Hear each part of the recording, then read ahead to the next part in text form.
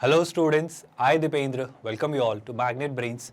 सिंगेज mathematics में अगर हम बात करें तो आपकी आईआईटी जेईई मेंस और एडवांस लेवल की तैयारी हम कर रहे हैं और थरली और बहुत ही कॉम्प्रहेंसिवली 11th और 12th के मैथमेटिक्स के पूरे सिलेबस को कवर करते हुए कर रहे हैं। ये सिंगेज मैथमेटिक्स का जो पैकेज है 5 किताबों में डिवाइडेड है। Coordinate, calculus, vectors in 3D, algebra और ट्रिग्नोमेट्री। ये पूरी पांचों की पांचों किताबें आपका पूरा सिलेबस 11th और 12th का मैथमेटिक्स का आईआईटी जेईई मेंस और एडवांस लेवल तक लेकर जाती है। आज हम क्या पढ़ने वाले हैं? अभी हम कोऑर्डिनेट का आपका जो चैप्टर है पैराबोला, इसमें हम बात कर रहे हैं कि सर अगर किसी पैराबोला की मैं पैरामेट्रिक फॉर्म बनाना चाहूँ, याद आ रहा है जहाँ सर्कल में हमने बात की थी r cos theta r sine theta, अगर वो ओरिजिन पर सेंटर्ड है और उसकी रेडियस आर है तो इसी तरीके से हमने वहाँ पर सोची थी चीज़ें h plus r cos theta comma k plus r sine theta. बस उसी तरीके से यहाँ पर भी कुछ चीज़ें होती हैं और ये पैरामेट्रिक फॉर्म आपके क्वेश्चंस को और आसान और बेहतर और एक अलग पर्सपेक्टिव देती हैं सोचने का, और हमारी प्रॉब्लम्स एक्चुअली सिंप्लीफाई हो जाती हैं जब आप पैरामेट्रिक फॉर्म में सोचते हो। और ये पैरामेट्रिक फॉर्म ना सिर्फ पैराबोला बल्कि इलिप्स और हाइपरबोला में भी आएंगी, तो चीज़ें वैसे ही चलने वाली है, बस कॉन्टेक्स्ट चेंज होता रहेगा। तो आज देखेंगे parametric form of a parabola कैसे बनती है, कैसे होता है, हर एक चीज़ सोचेंगे, घबराइएगा मत। और ये बहुत काम की फॉर्म है, इससे कई सारी चीज़ें हो रही होंगी। हर एक चीज़ जो हम पढ़ेंगे उसको पैरामेट्रिक फॉर्म वाले पर्सपेक्टिव से ज़रूर देखेंगे, तो इस कंसेप्ट को अच्छे से समझना बहुत काम की बात है। ये सब कुछ बिल्कुल फ्री ऑफ कॉस्ट हो रहा है स्टूडेंट्स आपके लिए, कोई चार्जेस नहीं है, कोई हिडन कॉस्ट नहीं है, कोई सब्सक्रिप्शन बेस्ड हमारा मॉडल नहीं है। हम कभी भी आपसे ऐसा नहीं कहेंगे कि आप कुछ ट्रायल वर्जन के बाद पेड वर्जन के लिए कुछ पे करिए, अनलॉक करिए फीचर्स, कोई पेमेंट, कोई हिडन कॉस्ट नहीं है। हम किंडरगार्टन से लेकर 12th स्टैंडर्ड तक अलग अलग बोर्ड्स, अलग अलग मीडियम्स और कई सारे कॉम्पिटिटिव एग्जाम्स की आपको तैयारी कराते हैं बिल्कुल फ्री ऑफ कॉस्ट। हमारे नोट्स, ई बुक्स और पीडीएफ्स के लिए आप हमारी टीम से कॉन्टैक्ट कर सकते हैं। आपको गेट नोट्स एक लिंक दिखाई देगा इन वीडियोस के डिस्क्रिप्शन में। अब इस बात को समझो सर, यहाँ पर ये जो आपने लिखा है ये क्या लिखा है, हमें तो कुछ समझ में नहीं आ रहा है। मेरा कहना है, मैं एक्चुअली ये जो आपके एक्स और वाई कोऑर्डिनेट्स है ना, इनको थोड़ा सिंप्लीफाइड मैनर में देखना चाह रहा हूँ। जैसे कि आपका पैराबोला जो होता है सर, यहाँ पर अगर मैं एक स्टैंडर्ड, अक्सर हम इसी स्टैंडर्ड पैराबोला के बारे में बात करेंगे इन दी मैक्सिमम केसेस, जो कि होगा y square is equal to 4ax। Sir मैं x की कोई ऐसी वैल्यू ले लूँ जिसके अकॉर्डिंग सहूलियत से मैं y की भी कोई वैल्यू मान पाऊँ, तो उससे मुझे बस ये हो जाएगा सर कि मैं ना एक अच्छी वैल्यू ले पाऊंगा जहाँ पर मुझे x और y दो अलग अलग वैल्यू से डील नहीं करना पड़ेगा। तो इसका प्रॉब्लम को रिजॉल्व करने के लिए उन्होंने आपसे कहा कि सर आप a² ले लो। आप अगर x की वैल्यू a² लेते हो, सुनिएगा ध्यान से, अगर आप x की वैल्यू a² लेते हो, अब यहाँ पे पैरामीटर कौन है, t, ये t जो है ये वो पैरामीटर है, ये t वैरी करेगा, ये t जो है वो चेंज होगा। कैसे, सुनिएगा ध्यान से। अगर आप x की जगह at² पास करते हैं तो ये क्या हो जाता है 4 इंटू a इंटू at², यानी हो जाएगा 4a² t²। और जब आप उसका अंडर रूट लेंगे, यहाँ से अंडर रूट लेंगे, तो y की वैल्यू कितनी आ जाएगी सर, वो हो जाएगी +-2at। वो कितनी आ जाएगी, +-2at। ऑफकोर्स अगर कोई at² है तो सिर्फ यहीं थोड़ी होगा at², यहाँ पर मैंने मान लिया सर at² होगा, लेकिन अगर वो x एक्सिस के ऊपर है तो उसका y कोऑर्डिनेट 280 होगा, लेकिन यही जो at² आपको इसी के रेलेवेंट यहाँ भी तो मिलेगा। तो अगर यहाँ पर वो x कोऑर्डिनेट at² है इस पॉइंट का, तो उसका जो y कोऑर्डिनेट है वो क्या होगा, वो -280 होना तय है ना। आप समझ रहे हो ना, y² is equal to 4 into a into at² है, तो y square is equal to 4 into a² into t², है तो y जो होगा वो होगा plus minus under root over 4a² t², यानी कि +-280। तो एक बार +280, एक बार -280। फायदा क्या हो रहा है इससे? फायदा ये हो रहा है स्टूडेंट्स कि अक्सर जब मुझे कभी भी किसी क्वेश्चन को सॉल्व करना होगा और अगर मुझे किसी पॉइंट के कोऑर्डिनेट से डील करना होगा, तो शायद मैं 2 वेरिएबल्स में चीज़ें इंट्रोड्यूस नहीं करूँगा। मैं ऐसा नहीं बोलूँगा x1 y1 या h कॉमा के, आप समझ रहे हो। यहाँ पर अब हमारे पास सिर्फ एक ही वेरिएबल रहा ना, कौन, t, तो शायद जब मैं क्वेश्चन सॉल्व करूंगा तो मुझे सिर्फ एक ही वेरिएबल को रिजॉल्व करना रहे, उसमें शायद हमारी सहूलियत हो जाए। एक्चुअली हमने इस इक्वेशन को यूटिलाइज कर लिया है हाथों हाथ अभी से। तो कभी कोई क्वेश्चन आता है जहाँ कोऑर्डिनेट्स यूज करने हो तो मैं x1 y1 या h कॉमा के यूज करेंगे, प्रेफरेबली पैरामेट्रिक फॉर्म यूज करूंगा, क्योंकि इसमें एक ही वेरिएबल है, कौन, t। सर ए नहीं है क्या वेरिएबल? अरे ए कैसा है वेरिएबल, ये तो आपने यहीं से उठाया ना, ए तो आपने यहीं से उठाया, तो ए तो नोन है। वेरिएबल कौन है, सिर्फ टी, तो इससे मेरी प्रॉब्लम सॉल्व जल्दी हो जाएंगी, हम क्वेश्चंस को और इफेक्टिवली या इफिशिएंटली सॉल्व करके ले आएंगे। क्या आपको मोटिव या रीजन समझ आ रहा है हम ऐसा क्यों कर रहे हैं? तो सर ये तो y square is equal to 4ax के लिए, ऐसे में किसी के लिए भी सोच सकता हूँ क्या? मेरा कहना है रटने की जरूरत नहीं है, आप सोच सकते हो। ऐसे कैसे सर? सुनिए ध्यान से। ऐसे ऐसे कि सर अगर मुझसे कोई कहे y square is equal to, अगर मुझसे कोई कहे -4ax, तो क्या करूँ? अब क्या करेंगे? मेरा कहना है, आप मानो, आप बताओ मुझे, आप क्या लगता है? सर अगर मैं x को लेता, अगर मैं x को ले लेता -80², तो आप खुद बताओ y की वैल्यू क्या आएगी? सर अगर x को मैं लेता -80², तो आप खुद सोचो, माइनस से माइनस कैंसिल, a² 4 और t², तो 4a² t², फिर वही बात प्लस माइनस 280, तो मैं प्लस वाला 280 ले लेता हूँ और यहाँ पे क्या आ जाएगा आपका 280। आप बात समझ पा रहे हो? यही बातें आपको यहाँ पर समझाने या कहने की कोशिश कर रहा है कि अगर आपका ये वाला पैराबोला है तो आप इस फॉर्म में पैरामेट्रिकली चीज़ें सोचेगा, अगर ये वाला पैराबोला है तो इस फॉर्म में पैरामेट्रिकली सोचिएगा। तो क्या इस बार भी आप चीज़ें सोच पाएंगे? क्यों नहीं, आपको बस चीज़ें चेंज ही तो करनी है थोड़ी सी। ऐसे कैसे चेंज करनी है? देखो भाई कैसे चेंज करनी है। जैसे अगर मेरे पास ये वाला पैराबोला हो जो कि आपका अपवर्ड फेसिंग पैराबोला होता है, x² is equal to 4ay, तो आप क्या सोचोगे सर? सोचना क्या है? वही बात मैं मॉडस ऑपरेंडी आपको समझाने की कोशिश करता हूँ कि इंटरनली मेरे ब्रेन में क्या मैकेनिज्म चल रही होती है। मेरे ब्रेन में जो थॉट प्रोसेस चल रही होती है ना बिहाइंड द सीन्स, वो ये कि सर ये एक परफेक्ट स्क्वायर है, 4 और a तो फिक्स्ड है, तो यहां पे y की जगह क्या लूं ताकि ये एक परफेक्ट स्क्वायर बन जाए? आप सुन रहे हो क्या? तो सर 4 से मत छिड़ो क्योंकि 4 एक परफेक्ट स्क्वायर है, तो y में जो आप वैल्यू लेना चाह रहे हो ना उसमें पहले तो एक a ले लो, क्योंकि यहाँ पर एक ही a है, तो y का वो एक a आके इसको a² बना देगा, तो 4 और a² तो हमारे सॉल्व हो जाएंगे। अब y में कोई एक परफेक्ट स्क्वायर मान लो, वो क्या मान लेंगे? t², तो मैं y को क्या मान लूंगा? मैं y को ले लूंगा at², और जैसे ही हमने y को लिया at² और यहाँ रिप्लेस किया तो फिर वही बात 4a² t², तो x की वैल्यू कितनी आ जाएगी? सर x की वैल्यू आ जानी है 280। सिमिलरली अगर आपके पास ये वाला पैराबोला होता x² is equal to -4ay, तो ये आपका डाउनवर्ड फेसिंग पैराबोला होता। परफेक्ट स्क्वायर बनाना है, पर सर परफेक्ट स्क्वायर में नेगेटिव साइन हटाना है क्योंकि अंडर रूट लेंगे, तो सीधी सीधी सी बात है सर, y को क्या ले लीजिए? y को ले लीजिए -80²। आप सुन रहे हो, आप समझ रहे हो? और ऐसा किया तो देखो भाई क्या हो जाएगा, minus minus plus 4a² t², तो फिर वही बात x की वैल्यू क्या आ जाएगी? Plus minus 280। कोई दिक्कत? सर x की दो वैल्यूज़ क्यों आ रही हैं? मुझे आप बता दो क्यों नहीं आएंगी। आप बात समझो ना, अगर आपका पैराबोला डाउनवर्ड फेसिंग है, आपका पैराबोला अगर डाउनवर्ड फेसिंग है तो y की किसी एक वैल्यू के लिए करेस्पॉन्डिंग आपको x की दो वैल्यूज़ तो मिलना तय है ना। बात समझ रहे हो क्या? अपवर्ड फेसिंग भी होता तो ये होता, तो यही तो बात है, y की किसी एक वैल्यू के लिए करस्पॉन्डिंग x की दो वैल्यूज़ मिलेंगी प्लस माइनस 280। चीज़ें क्लियर हैं क्या? चीज़ें सॉर्टेड हैं क्या? चीज़ों में कोई कन्फ्यूजन है तो पूछो भाई। ये आपके ये वाले दोनों पैराबोला के लिए इस तरीके से आप पैरामेट्रिक फॉर्म सोचेंगे। सर इनको मैं रट लूँ क्या? इनको मैं याद कर लूँ क्या? नहीं भाई, ऐसा मत करो। ऐसा क्यों करना है आपको? आपका जीवन तो आसान है ना, आपका जीवन तो सॉर्टेड है, आपकी लाइफ तो सुलझी हुई है। कैसे सर? मेरा कहना है जब भी कुछ आए, जैसे मान लो मुझे कोई कहे कि सर इसका बताओ y² is equal to 8x, ये एक पैराबोला है, इसकी पैरामेट्रिक फॉर्म बनाओ, मैं कैसे सोचूंगा? एक बात बताओ, मुझे इसे परफेक्ट स्क्वायर बनाना है, तो 8 क्या है? सर 8 है आपका 2 × 2 × 2 है ना, तो 2 के पेयर्स मुझे एक और चाहिए, तो मुझे एक 2 और चाहिए। आप सुन रहे हो क्या? और इसके साथ मुझे एक छोटी सी चीज़ और चाहिए कि एक और परफेक्ट स्क्वायर में t के फॉर्म में ले लूँगा, जिसे मैं बोलूँगा t², तो आपने टेक्निकली इसे 2t² से मल्टीप्लाई कर देना है। क्यों सर? क्योंकि परफेक्ट स्क्वायर बन गया ना। देखो एक पेयर ये मिल रहा है, एक पेयर ये बन गया, और t² तो अपने आप में एक पेयर है ही t और t का। तो आप यहाँ पर पैरामेट्रिकली x की वैल्यू क्या ले लोगे? आप पैरामेट्रिकली x की वैल्यू ले लोगे 2t²। Do you all get that? हमने ऐसा क्यों किया? ये एक साइड ऑलरेडी परफेक्ट स्क्वायर थी, इसे परफेक्ट स्क्वायर बनाने की जद्दोजहद है, जहाँ पे ऑलरेडी हमारे पास क्या था? 8 तो था, x को लेने की लिबर्टी थी, जिसे मैंने क्या साइन किया? 2t²। क्यों? I hope you would have understood that. तो सर अगर आपने x को क्या माना? अगर आपने x को माना 2t², कोई दिक्कत तो नहीं, तो सर आप y को क्या लेंगे? आई थिंक मुझे कुछ कहने की ज़रूरत नहीं, आप खुद सोचो। आप यहाँ रखो 2t², तो 8 × 2 16, ये हो जाएगा 16t², और 16t² का under root 4t but plus minus 4t है ना। तो y कोऑर्डिनेट क्या ले लेंगे आप? पैरामेट्रिक फॉर्म में 4t। कोई दिक्कत तो नहीं है भाई? कोई परेशानी तो नहीं है? मतलब आप इस पैराबोला, ये जो पैराबोला होगा ना आपका, कौन सा? ये जो पैराबोला आपका बनेगा, ये ऑफ कोर्स कुछ ऐसा बनेगा। इस पैराबोला पर लाई करने वाले किसी भी पॉइंट P के कोऑर्डिनेट अब x1, y1 या h, k मानने की ज़रूरत नहीं है।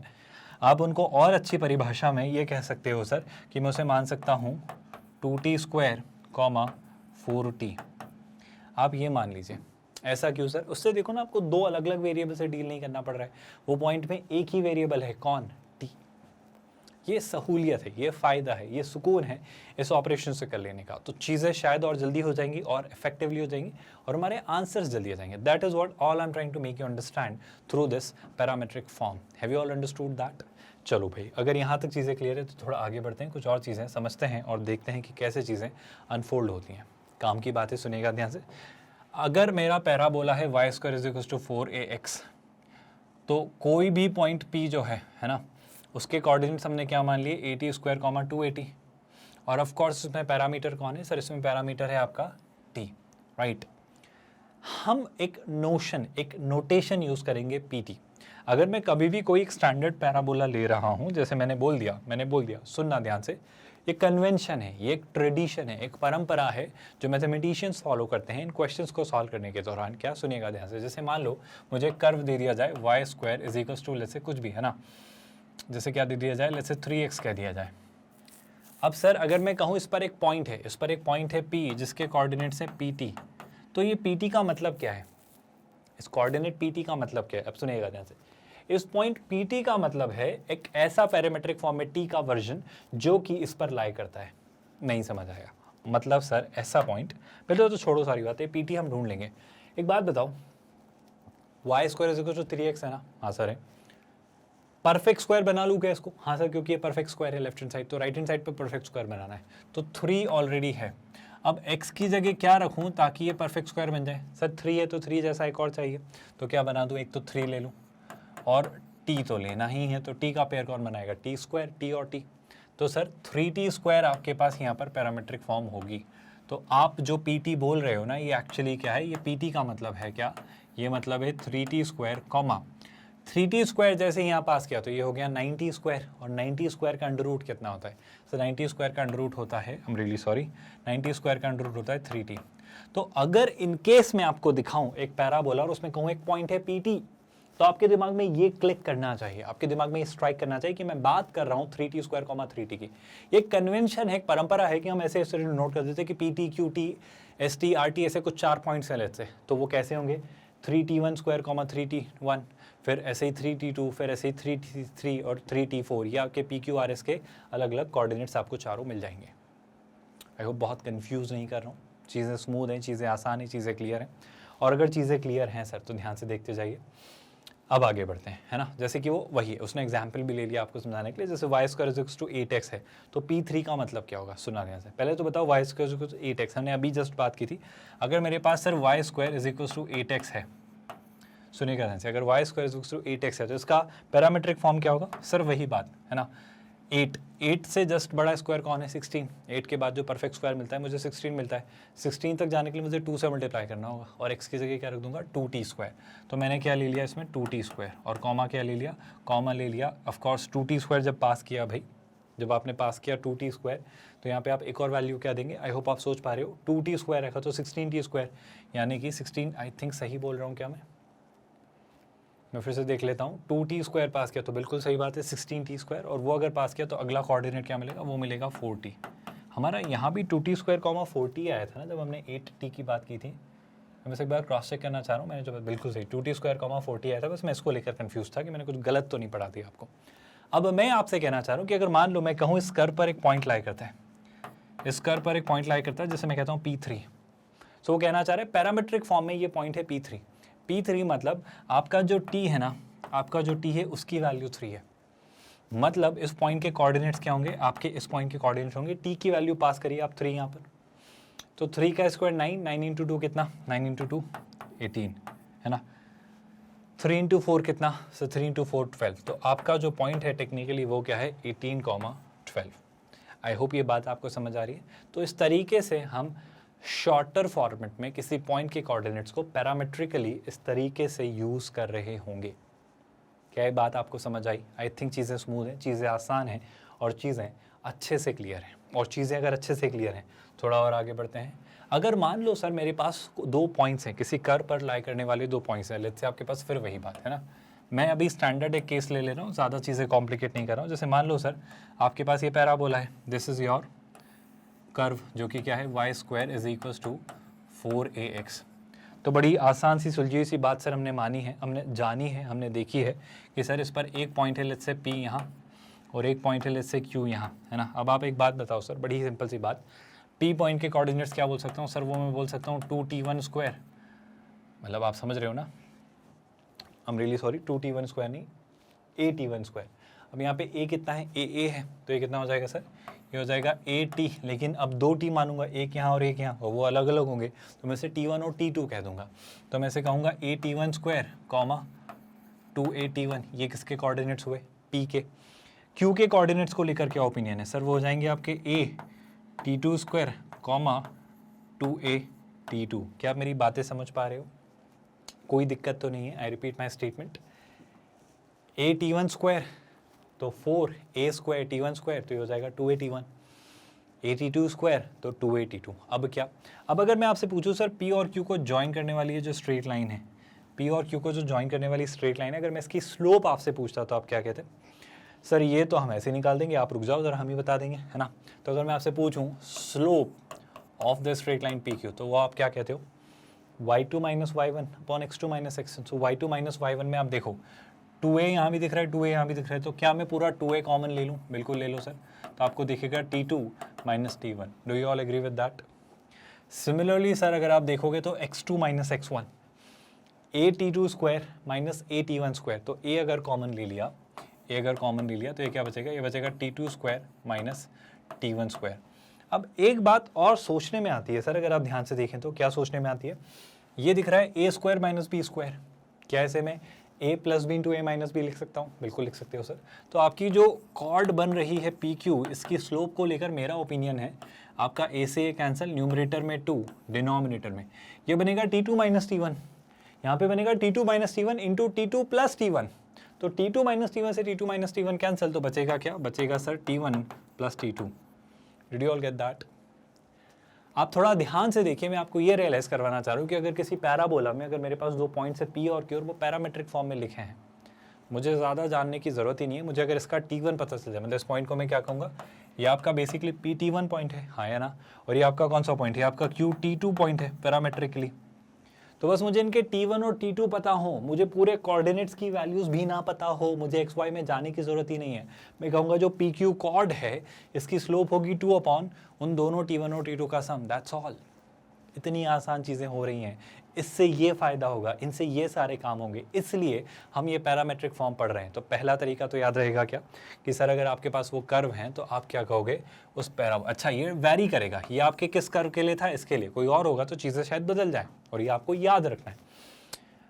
याद कैसे रखना है, समझ कर, रटना नहीं है। मैं नहीं कह रहा हूँ कि आप ऐसा फॉर्मूला रट लो, मैं कह रहा हूँ कि आप समझ लो, आप आसानी से हर बार सोच लोगे, हर कॉन्टेक्स्ट में जब भी कोई क्वेश्चन बनकर निकल कर आएगा। इसी तरीके से एक और इम्पॉर्टेंट बात आती है, इसे एज अ फैक्ट याद रखना कि अगर मुझे एक पैराबोला दे दिया जाए, कौन सा पैराबोला, यूजुअली अक्सर मैक्सिमम केसेस में हम इसी से डील करेंगे, है ना, y² is equals to 4ax। अब मुझे 2 पॉइंट दे दिए जाएं, एक पॉइंट है p जिसका है पैरामेट्रिक फॉर्म में t1 और एक पॉइंट है q जिसका पैरामेट्रिक फॉर्म में वर्जन है t2। मतलब ऑफ कोर्स at1² 2at1 और at2² 2at2। अब मुझे ये पता चले रियलाइज़ करके थोड़ी देर बाद कि सर जो t1 और t2 का प्रोडक्ट है ना वो -1 है, अगर मुझे पता चल जाए, अगर मैं थोड़ा ऑब्जर्व करूँ और मुझे देखने पर ये मिल जाए सर कि t1 और t2 का जो प्रोडक्ट है वो -1 है, तो मैं ये कंक्लूड करूँगा कि जो आपकी p और q को ज्वाइन करने वाली कॉर्ड है ना, जो आपके p और q को ज्वाइन करने वाली कॉर्ड है ना, वो किसी फिक्स्ड पॉइंट x एक्सिस पर से डेफिनेटली पास होगी। ऐसा तो होना ही है सर, नहीं ऐसा हर बार नहीं होना है, पर अगर ऐसा हुआ तो ऐसा ज़रूर होना है। इस डेटा को, इस इंफॉर्मेशन को हम कुछ क्वेश्चन सॉल्व करते वक्त यूज़ करेंगे, then I make you realise कि देखो ये कितनी इंपॉर्टेंट बात है और इसको कैसे अप्लाई किया जा सकता है। मैं इसके प्रूफ पर भी नहीं जा रहा, मैं बस एज अ फैक्ट आपको याद रखने को कह रहा हूँ। क्या है फैक्ट, पहले तो आपका स्टैंडर्ड पैराबोला कौन सा वाला, y² is equals to 4ax। इसमें अगर आपके पास 2 पॉइंट्स हैं इस पैराबोला पर लाई करने वाले, P और Q, जो पैरामेट्रिक फॉर्म में T1 और T2 पैरामीटर कंटेन किए हुए हैं। मुझे ये पता चलता है कि T1 और T2 का प्रोडक्ट -1 है। कुछ भी, जो भी इक्वेशन बन के आ रही, कुछ भी ऑब्जर्वेशन से दिखा ऐसा, तो मैं बिना सोचे समझे कह दूंगा कि सर ये एक्स एक्सिस पर किसी फिक्स्ड पॉइंट से पास हो रही होगी। कौन? वो लाइन जो इन दोनों पॉइंट्स को ज्वाइन कर रही है। देखो आप बात समझो ना, आप प्लीज़ इस बात को समझो, ज़रूरी नहीं है ऐसा हो। क्यों सर ऐसा कैसे कह रहे हो? आप बात समझो ना, आपका एक कर्व है, आपका पैराबोला है, ये पैराबोला ऐसा बना हुआ है।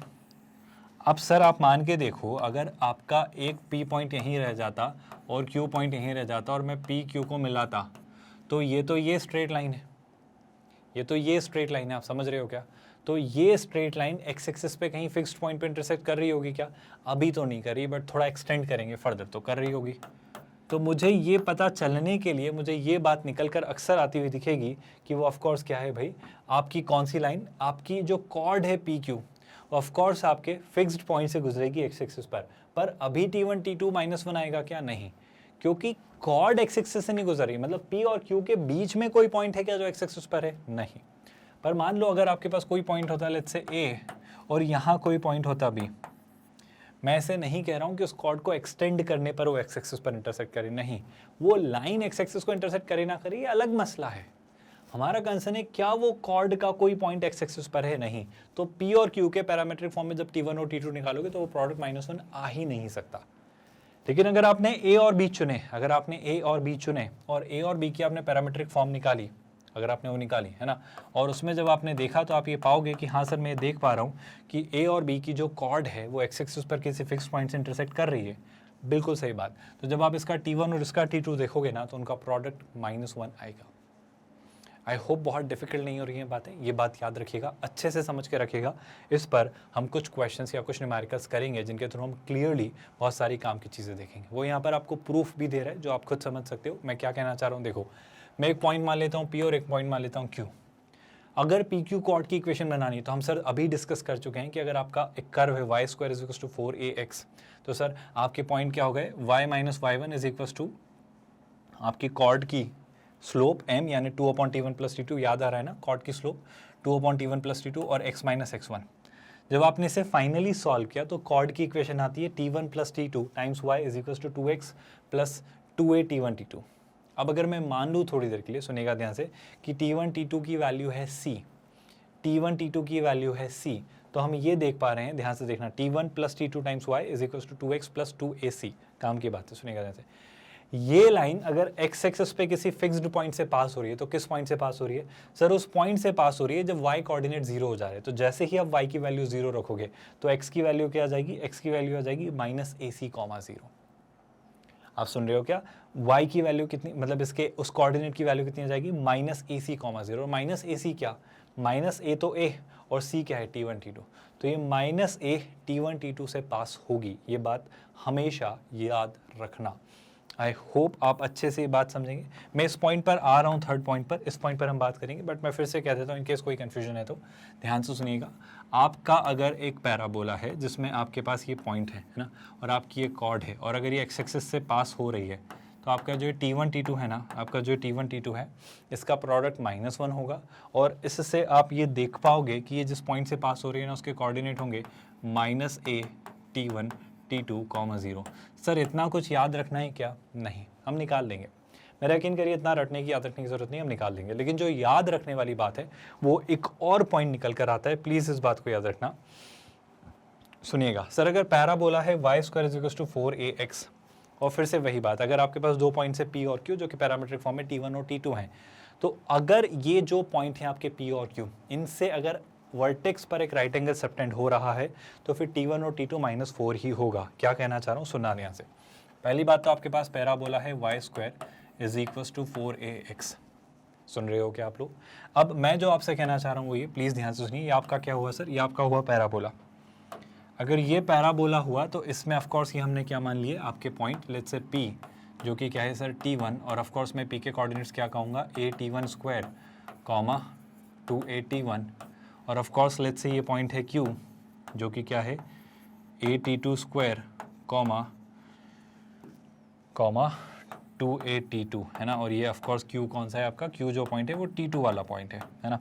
मेरा बस आपसे कह रहा है, मान लो मुझसे कभी भी कोई कहे कि सर आपने अगर Q को ओरिजिन से मिलाया, आई एम रियली सॉरी, अगर Q को आपने ओरिजिन से मिलाया और P को अगर आपने ओरिजिन से मिलाया और आपको ये दिख रहा है कि ये दोनों के बीच में एक 90 डिग्री एंगल है, तो एक बात बताओ, ये दो लाइंस हैं जो कि एक दूसरे पर परपेंडिकुलर हैं। मतलब सर अगर मैं इस लाइन की स्लोप निकाल लूँ, अगर मैं इस लाइन की स्लोप निकाल लूँ और अगर मैं इस लाइन की स्लोप निकाल लूँ, तो इन दोनों की स्लोप्स का प्रोडक्ट -1 होगा क्या? बिल्कुल होगा, क्योंकि ये दोनों लाइंस एक दूसरे पर परपेंडिकुलर हैं। इसकी स्लोप निकालते हैं, y2 - y1 upon x2 - x1, तो कितना हो जाएगा सर? ये हो जाएगा 2a T1 upon a T1 square. आप समझ रहे हो क्या? अच्छा सर, इसकी स्लोप कितनी होगी? y2 - y1 upon x2 - x1, तो ये कितना हो जाएगा सर? ये हो जाएगा 2a T2 upon a T2 square, और ये प्रोडक्ट कितना होगा सर? ये प्रोडक्ट होगा -1। अब ज़रा कुछ चीज़ें ऑब्जर्व करिए, आप सीधे सीधे ऑब्जर्व करिए सर, a से a और ये a से a कैंसिल है ना, एक T1 से एक T1 और एक T2 से एक T2 कैंसिल। क्या इस बात से कोई आपत्ति? 2 × 2 4, T1 T2 वहाँ पहुँचाया, -1 इधर लाए, तो शैलाए से कि T1 T2 किसके इक्वल है? -4 के। मतलब अगर मुझे कहीं पर भी ऐसे दो पॉइंट्स मिले पैरामीट्रिक फॉर्म में T1 और T2 और उनका प्रोडक्ट अगर -4 है, जब प्रोडक्ट -1 था तो वो कॉर्ड आपकी एक्स एक्सिस पर -T1 T2 A से पास होती थी, लेकिन अगर T1 T2 का प्रोडक्ट -4 है तो मैं कहूँगा कि ये जो दो पॉइंट्स हैं आपके P और Q, वो आपके इस पैराबोला की वर्टेक्स पर राइट एंगल यानी 90 डिग्री का एंगल सबटेंड कर रहे होंगे। ये सारी चीज़ें आप नोट डाउन कर रहे हो या नहीं? ये सारी चीज़ें आप अच्छे से समझ रहे हो या नहीं? आई होप आपको ये सारी बातें याद हैं, जो सब कुछ हमने अभी तक डिटेल्ड मैनर में डिस्कस किया। सीधे आते हैं एक क्वेश्चन पर जिसके थ्रू हम समझेंगे कि सर इस पर बेस्ड जब आपको पैरामेट्रिक फॉर्म दे दी जाए तो उस पर बेस्ड क्वेश्चंस को कैसे अप्रोच करना है, उनको कैसे सॉल्व करना है। सारी बातें छोड़ के सबसे पहले ये थॉट लगेगा कि सर इसको देखकर आपको क्या लगता है, स्टैंडर्ड पैराबोला। और स्टैंडर्ड पैराबोला का तो मेरा ओपिनियन बहुत सॉर्टेड है सर। ये आपका वाई एक्सिस है ना, और ऐसा ही ये रहा आपका क्या, एक्स एक्सिस। और अगर इस पे चीज़ें प्लॉट की जाएं, चीज़ें बनाई जाएं, चीज़ें समझी जाएं, तो सर हमारा ये रहा आपका पैराबोला। आप सुन रहे हो, आप समझ रहे हो चीज़ें? बिल्कुल सर, ये आपका पैराबोला है जो कि है y² = 4ax। कोई दिक्कत तो नहीं है। और सर इसमें तो मैं जानता हूँ, इसमें मैं बड़ी बेसिक सी बात जानता हूँ, पैरामेट्रिक फॉर्म में चीज़ें आसानी से मैं सोच सकता हूँ, मेरे लिए बहुत मुश्किल बात नहीं है। वो लोकस पूछ रहा है, किसकी? मिडिल पॉइंट की। किसके? कॉर्ड के। कुछ याद आया? ऑफ अ पैराबोला जो कि राइट एंगल सबटेंड कर रही है वर्टेक्स पर। बहुत सारी बातें दी गई हैं साहब, बहुत सारी बातें। मतलब मेरा आपसे ये कहना है, सुनना ध्यान से। एक बात बताओ, मान लो इसमें एक ऐसी कॉर्ड है सर, ये लेट्स से एक हमारे पास कॉर्ड है, मान लिया सर। इस कॉर्ड के एक्सट्रीम ये जो होंगे, ये पॉइंट हम मान लेते हैं लेट्स से P और क्या सर Q। आप सुन रहे हो क्या? और एक और बात मैं मान लेता हूँ कि सर P को जब Q से ज्वाइन किया, मतलब सॉरी P और Q को जब आपने ओरिजिन पर मतलब इसकी वर्टेक्स पर लेकर आए, तो हमें ये पता चला कि वो 90 डिग्री एंगल सबटेंड कर रही थी। क्या मैं P के कोऑर्डिनेट्स T1 फॉर्म में, आई होप आपको याद है हमारी पैरामेट्रिक फॉर्म, और Q के कोऑर्डिनेट्स T2 में ले सकता हूँ क्या, जिन्हें मैं जानता हूँ T1 मतलब a_T1 square, 2a_T1, a_T2 square, 2a_T2। But हम अब T1 और T2 लिख दें, ज़्यादा डिटेल डिस्कशन ना करें तो भी बिल्कुल बात सही। अब एक बात बताओ, इसका मिड पॉइंट क्या होगा? T1 + T2/2। क्या बात कर रहे हो सर? बिल्कुल सही। आपका P क्या होगा सोच के देखो, वो होगा a_T1 स्क्वायर, ये a_T2 स्क्वायर, दोनों को ऐड करके सब्ट्रैक्ट करोगे तो a कॉमन आ जाएगा, तो T1 स्क्वायर + T2 स्क्वायर/2। आप समझ रहे हो क्या?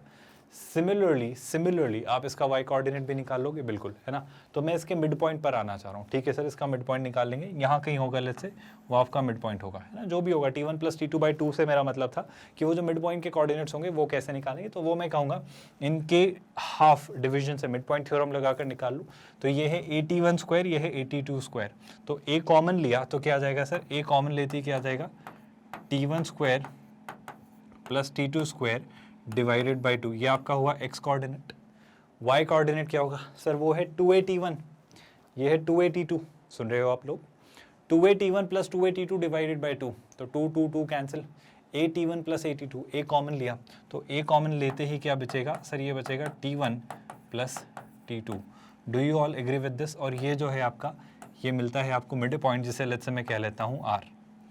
किसी भी स्टूडेंट को कोई तकलीफ नहीं होनी चाहिए। आपसे ये कहा जा रहा है सर, सुनिएगा ध्यान से, सारी बातें छोड़ो, मुझे एक बात बताओ, locus of the middle point of the chords, तो मुझसे इस आर का लोकस पूछा जा रहा है, जिसे मैं अपनी परिभाषा के अकॉर्डिंग क्या कहूँगा, जिसे मैं अपनी परिभाषा के अकॉर्डिंग अभी फिलहाल कह लेता हूँ जैसे एच कॉमा के। सर आपने एच कॉमा के क्यों कहा?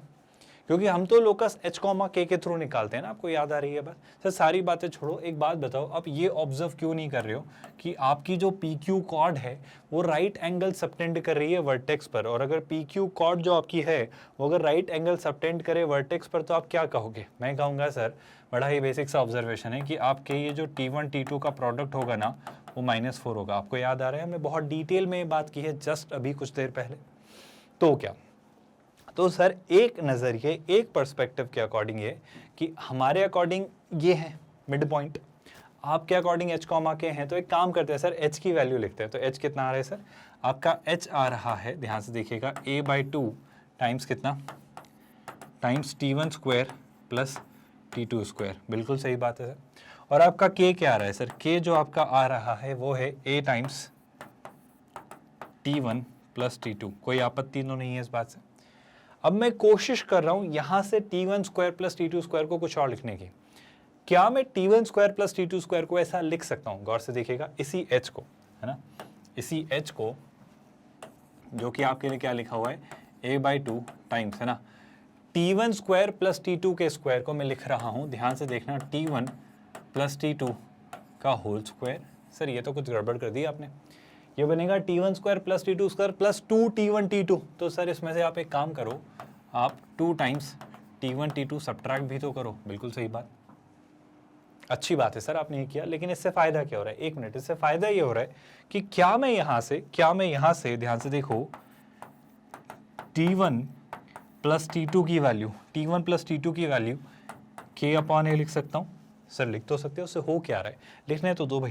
अगर T1 प्लस T2 की वैल्यू में k/a लिख सकता हूं, तो मैं यहां पर, सुनिएगा ध्यान से, T1 प्लस T2 को k/a से रिप्लेस कर रहा हूं। तो ये है आपका h इज इक्वल टू, ये है आपका a/2, ये मैं k/a के स्क्वायर, यानी क्या लिख दूंगा इसे, k square upon a square minus, गौर से देखिए, T1 T2। अब अगर मैं बात करूं आपसे T1 T2 की, तो सर T1 T2 हमने निकाला है कितना, -4। अगर T1 T2 में निकाल चुका हूं -4, तो -4 इंटू -2 कितना, +8। So this is going to be +8। And if you wish to simplify this further, I think you will get the correct answer. I would say that is going to be, sir मैं कुछ तो simplify कर पा रहा हूँ, बिल्कुल आप कर पा रहे हो। ध्यान से देखो, मैं a/2 को चाहूँ तो अंदर मल्टीप्लाई कर दूँ, या फिर मैं एक छोटा सा काम करता हूँ, a स्क्वायर को यहाँ मल्टीप्लाई करके चीज़ें सिंप्लीफाई करता हूँ। पहले तो 2 इधर ले आते हैं, तो हो जाता है 2h इज इक्वल टू, ध्यान से देखो, ये रहेगा k square as it is, ये हो जाएगा 8a स्क्वायर। आप सुन रहे हो क्या?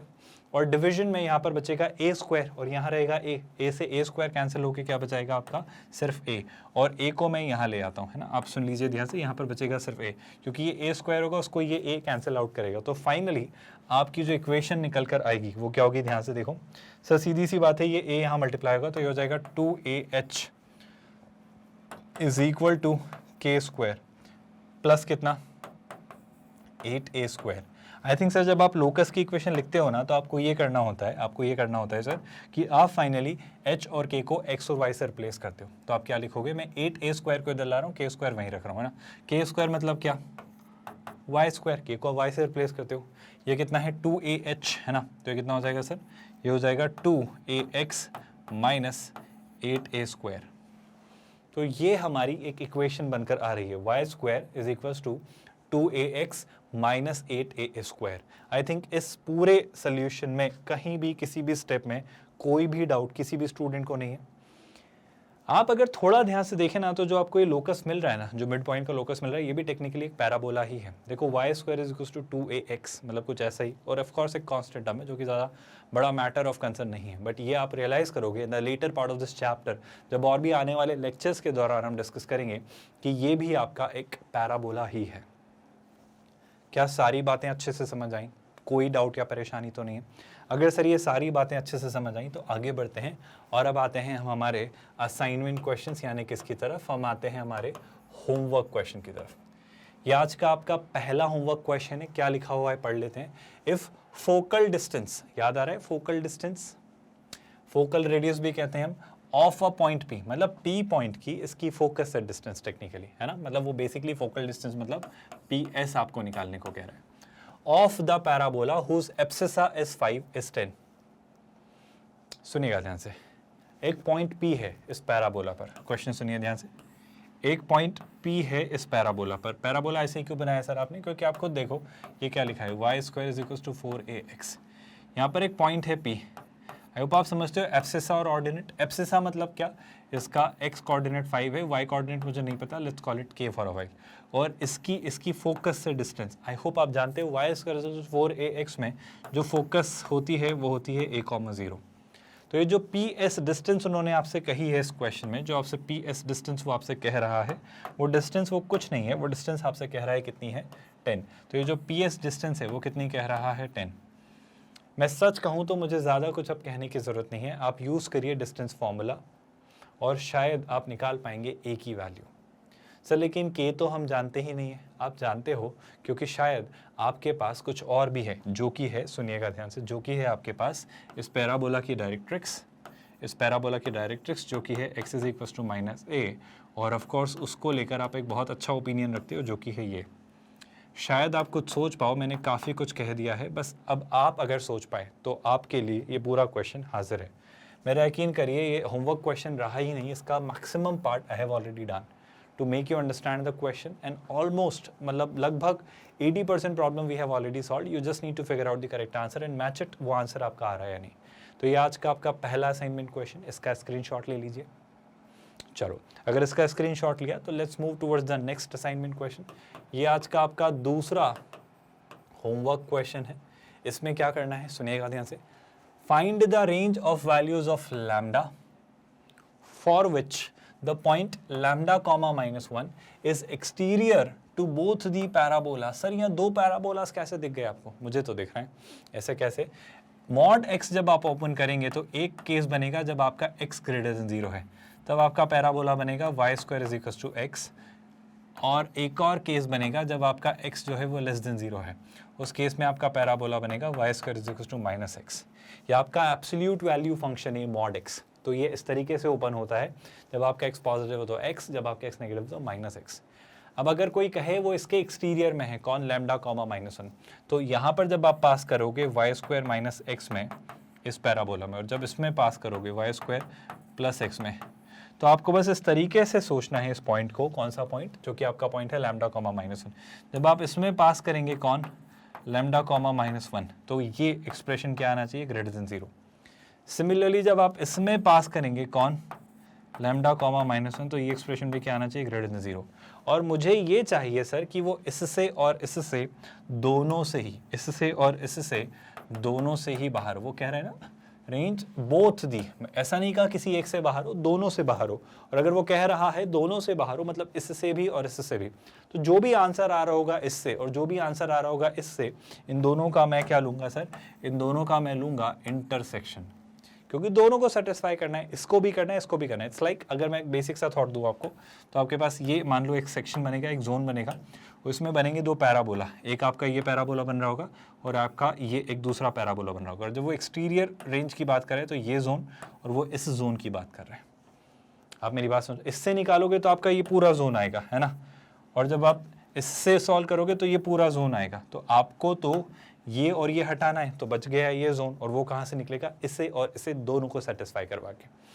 आई होप ये बात आप समझ पा रहे हो, आप निकाल लेंगे मेरे ख्याल से। अगेन लगभग एक अच्छा पार्ट इस क्वेश्चन का हमने सॉल्व कर लिया है। ये उन्हीं कंसेप्ट्स पर बेस्ड है जो सारी बातें हमने पढ़ी है। आपको याद आ रहे तो हमने लेक्चर पढ़ा था position of a point with respect to parabola, ये शायद उसी को रिकॉल या रिकलेक्ट करवा रहे हैं। तो आज का आपका दूसरा असाइनमेंट क्वेश्चन। मूव करते हैं अगले असाइनमेंट क्वेश्चन की तरफ। यहाँ क्या लिख रहा है वो, find the locus of mid point of chord of the parabola, कौन, y square is equals to 4ax that passes through the point 3a, a। सुनिएगा ध्यान से, आपका अगेन एक पैराबोला है। सर अगर ये वापस मुझे एक पैराबोला दिया जा रहा है तो इसे मैं ध्यान से देखूं, अगर मैं इसे ध्यान से देखूं तो क्या दिख रहा है sir, y square is equals to 4ax, मतलब ये वही पैराबोला है, बिल्कुल सही बात, ये आपका वैसा ही एक पैराबोला है ना। अब वो क्या कह रहा है उससे सुनिए, वो बोल रहा है locus of the mid point of the chord of the parabola. अगर इस पैराबोला की एक कॉर्ड है ना, अगर एक कॉर्ड है, जैसे ये कॉर्ड है सर, और इस कॉर्ड का मिड पॉइंट, तो मिड पॉइंट के कोऑर्डिनेट क्या मैं h कॉमा के मान सकता हूँ, क्योंकि इसी का लोकस चाहिए। वो ये कहना चाह रहा है कि ये जो आपकी कॉर्ड है ये कहाँ से पास होती है, 3a कॉमा a से। तो ये कॉर्ड एक और पॉइंट से पास होती है जो कि है 3a कॉमा a। तो आपको याद है हमने एक कंसेप्ट पढ़ा था जहाँ हमने ये डिस्कस किया था कि सर अगर मुझे कभी भी कह दिया जाए कि किसी पैराबोला की आप कॉर्ड की इक्वेशन लिखिए और अगर उसके मिड पॉइंट के कोऑर्डिनेट दे दिए जाए, तो मैंने तो जीवन आसान बनाना सीख लिया है, t = s1 से। याद है h कॉमा k के लिए इस पैराबोला की t और s1 लिखना दोनों आपके लिए टफ टास्क नहीं है। पहली बात तो ये, आप एक इक्वेशन बना लेंगे और उसमें जो भी प्रॉब्लम आ रही होगी वो सॉल्व कर देगी ये बात कि सर वो 3a कॉमा a को सेटिस्फाई करेगी, क्योंकि वो कॉर्ड इस पॉइंट से गुजरती है। जब आप ऐसा कर लेंगे तो मेरे ख्याल से आप ऐसा कोई आंसर ले आएंगे। तो अगेन ये आज का आपका तीसरा असाइनमेंट क्वेश्चन है, जो कि हमने बेशक लगभग सॉल्व कर लिया है। इसका बचा हुआ पार्ट आप सॉल्व करेंगे और मुझे बताएंगे इस क्वेश्चन का आंसर।